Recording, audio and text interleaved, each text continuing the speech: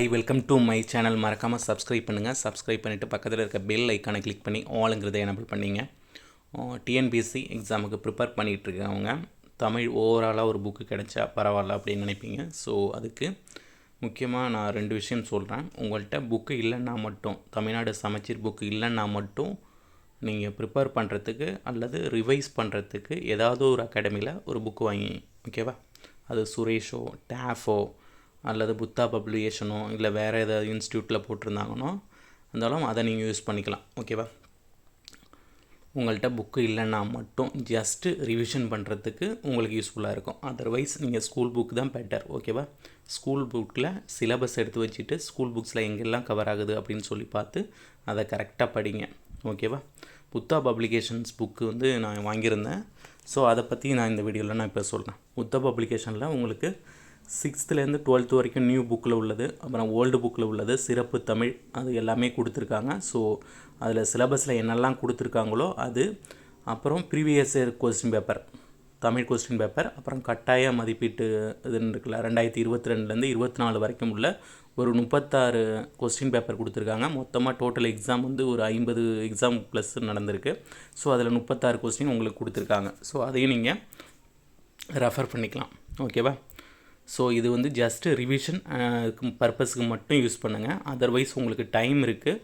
Book நீங்கள் heart காப்பியாக வாங்கினாலும் soft காப்பியாக once நீங்கள் ரீட் பண்ணிவிட்டு டெஸ்ட்டு ஏதாவது ஒரு அகாடமியில் டெஸ்ட்டு ஜாயின் பண்ணிவிட்டு டெஸ்ட்டு ப்ராக்டிஸ் பண்ணிவிட்டு சைட் பை சைடு ரிவிஷன் பண்ணுறதுக்கு மட்டும் இதேமாரி ஒரு அகாடமியில் தொகுத்து கொடுத்துருக்கக்கூடிய அந்த புக்கை நீங்கள் யூஸ் பண்ணுங்கள். அதர்வைஸ் நீங்கள் ஸ்கூல் புக்ஸ் தான் ரொம்ப ரொம்ப முக்கியம், ஓகேவா?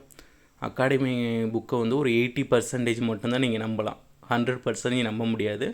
ஏன்னா அதில் சின்ன சின்ன எரர்ஸ் இருக்கலாம், இல்லை சில டாபிக் கவர் பண்ணாமல் இருக்கலாம்.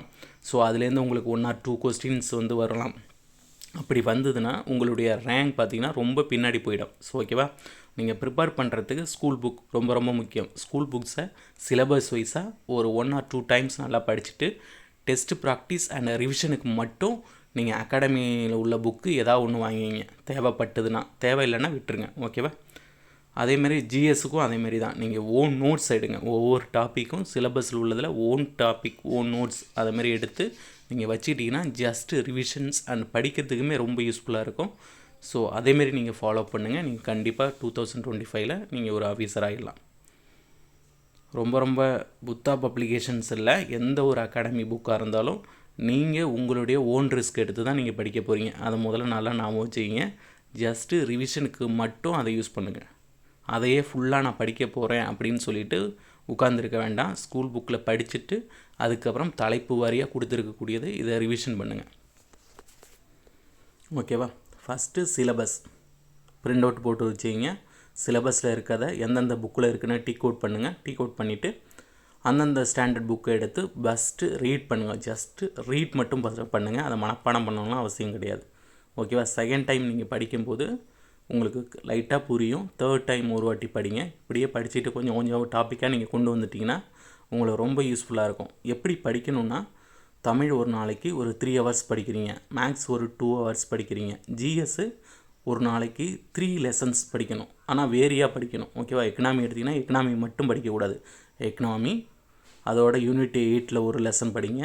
ஹிஸ்ட்ரி இல்லை ஐஎன்எம் அல்லது பாலிட்டி, இப்படி ஏதாவது ஒரு லெசன் அதேமாதிரி கவர் பண்ணிகிட்டே வாங்க ஒவ்வொரு நாளும். அதை நோட்ஸ் எடுங்க. நோட்ஸ் எடுத்திங்கன்னா ஒரு 25 days ஆல்மோஸ்ட் ஒரு 3 யூனிட், அதாவது 3 யூனிட்டுமே நீங்கள் முடிச்சிருவீங்க நோட்ஸ் எடுத்து. ஜஸ்ட்டு ரிவிஷன் பண்ணுறதுக்கும் நீங்கள் என்ன நோட்ஸ் எடுத்தீங்களோ அதை வச்சு நீங்கள் பண்ணிடலாம். ஸோ இப்படி பண்ணிங்கன்னா ரொம்ப யூஸ்ஃபுல்லாக இருக்கும். உங்களுடைய மார்க்கும் நல்ல பூஸ்டப் ஆகும். டெஸ்ட்டு ப்ராக்டிஸ் நல்லா பண்ணுங்கள். ஓஎம்ஆர் ப்ராக்டிஸ் பண்ணுங்கள், ஓகேவா? அதுதான் ரொம்ப ரொம்ப யூஸ்ஃபுல்லாக இருக்கும். தேங்க்ஸ் ஃபார் வாட்சிங். Please subscribe to my channel.